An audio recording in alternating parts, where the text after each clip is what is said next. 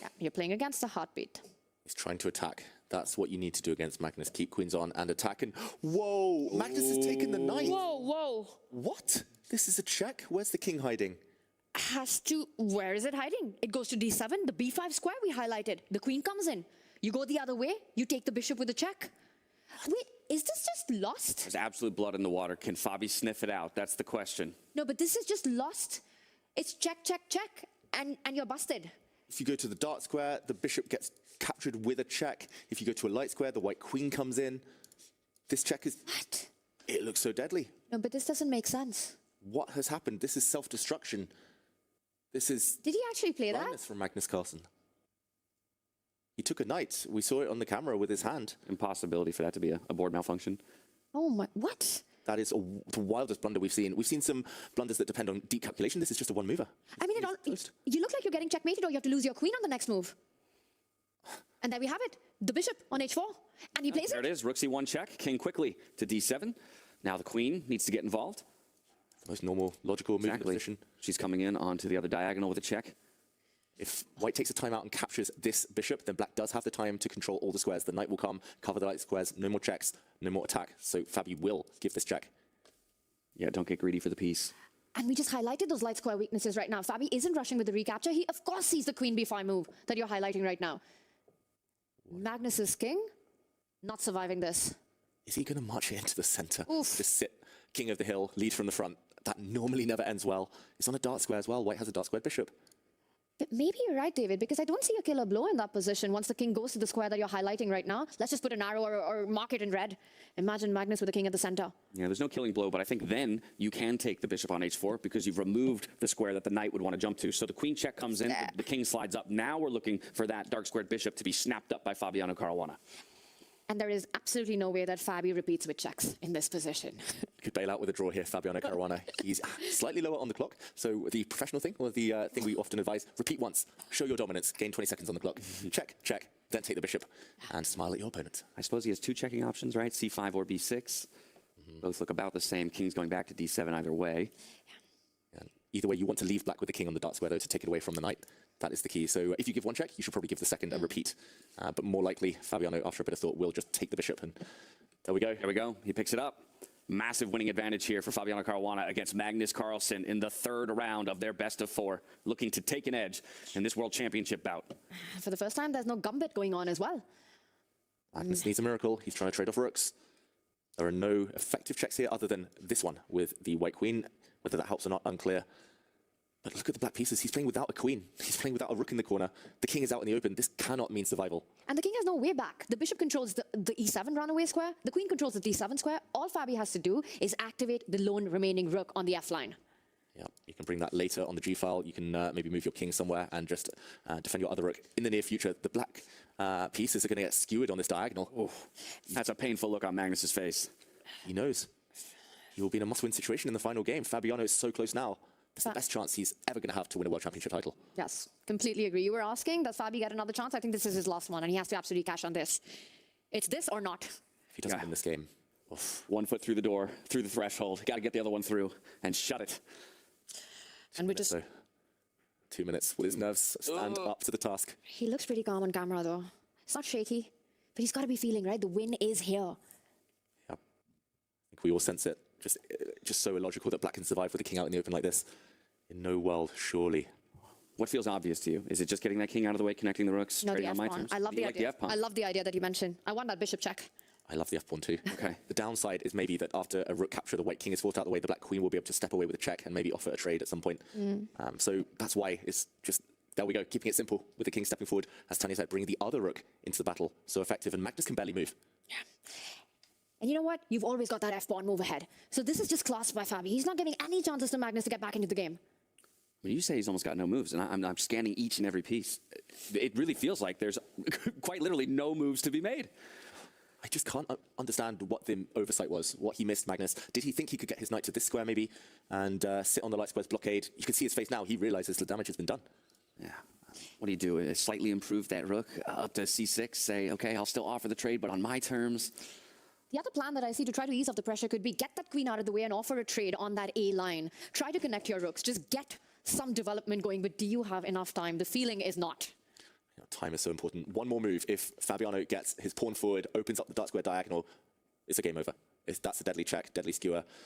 Black is going to collapse. It's pressure on Magnus, hitting the 3-minute mark. His king on d6, the most active piece currently on the board for Magnus Carlsen, is the one that's going to go down. If you could pick up that king now, put it on g8, game on. But unfortunately, chess doesn't work like that. What was bishop takes knight by him? Just an unbelievable moment. We'll be asking that question till the cows come home. Madness from Magnus. Can Fabiano punish? There's another threat of just trading off the rooks and bringing the other white rook into the game, hitting the black queen. And actually, I think there's checkmating ideas on the board. Tanya, your move, and boom, f5. Straight away. Joins the party. Fabi was ready with his response, and that shows the confidence that he has in converting this one. Magnus begging for the queen trade. I think you keep the queens on the board. With that king, the way it's placed, you don't go into an endgame. There we go. We'll do just that. Queen slides back. Still has an angle to check. That is a checkmate in 2 threat. A check. The black king goes back, and the white queen lands on a square where it connects with its bishop. Oh, stress on the face of Magnus Carlsen, searching for answers. The thing is, Magnus often searches for miracles and finds them. And Or creates them. Yeah, it's not over till the last move is played against the world #1. I mean, here he needs to play b5 or something along those lines to block the diagonal, but that just loses a clear tempo. White's going to open up the position even more, maybe with some checks first.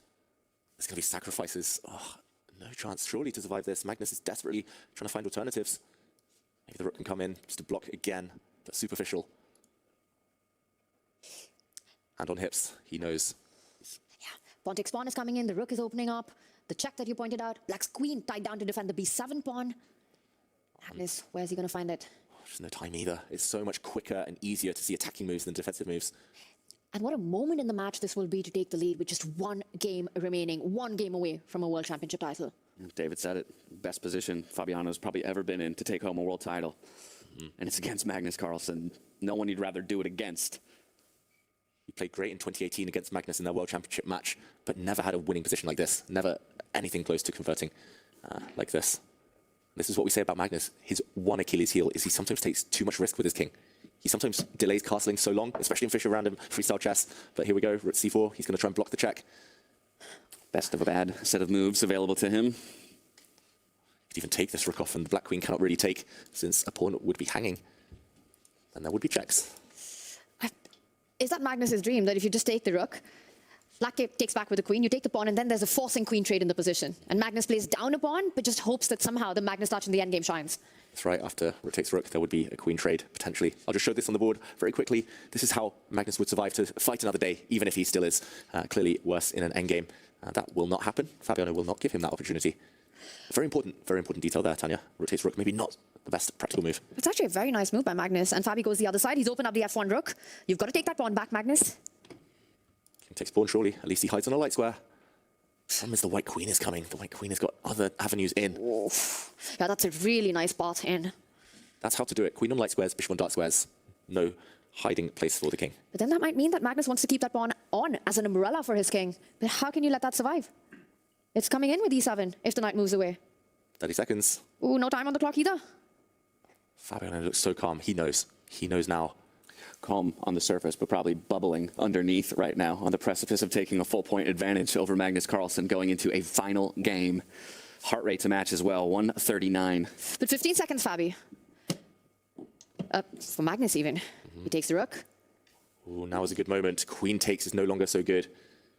Queen takes, there will be a simple queen trade, and after pawn to d5 check, the black king will be driven away from its knight. Fabiano will have an endgame up a bishop. The queen goes back though. Oh, a new angle, beautiful move from Fabiano.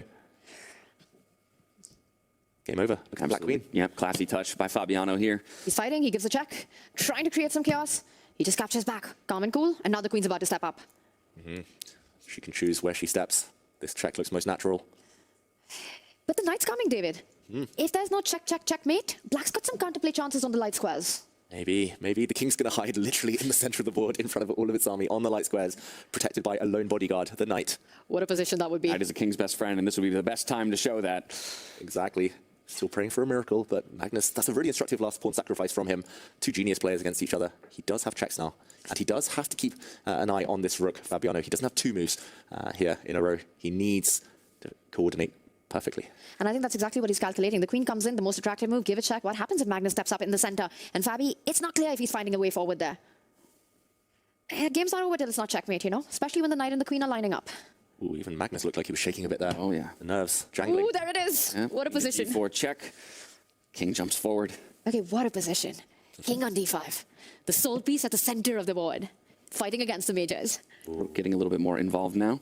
Big threat, pawn moving forward. Very calm move, very strong move from Fabiano there, just joining his rook with the other attackers, and the black queen comes in. David, if Magnus saves this one, How did he survive this long? Fabiano must be getting frustrated. I would have seen everything. He can still force a draw, but he wants more than that, of course. A check would drive the black king back, and they could repeat. Yeah, 3 options for checks, right? I could check with my pawn and my queen in 2 different ways. Oh my God, but now Fabi's got 20 seconds as well. The black king is hiding. The black king just needs 1 or 2 more moves, and it's going to slink away over into the corner. He does give a check. And it's the white king that's feeling a bit bare suddenly, with a2 hanging. Yeah, but he forces the king back out into the more precarious side of the board. All right, do not repeat. Do not repeat. Well, maybe repeat once for time. Okay, just once. How has he survived this long, Magnus? He's got his first threat of the whole game. Queen takes pawn. Fabi's running out of ideas, though. I have a bad feeling for Fabi here right now. He's not finding his way forward. What is the way forward? The only winning move is to go back and repeat the position and then find something new on the next move. Oh, my goodness. Advantage is somewhat gone, still looking good. He does defend this pawn. Now there's no threats. He's back. Fabi's queen is on the defense right now. This gives Magnus one move to launch an offense. He'll want to move his rook somewhere, anywhere. Just for the first time in this game. He's going back with his king. He's hiding. It's the clocks. He's playing against Fabi's time as well. Gets across, but ignore that. The next move, rook's coming in. Rook e8.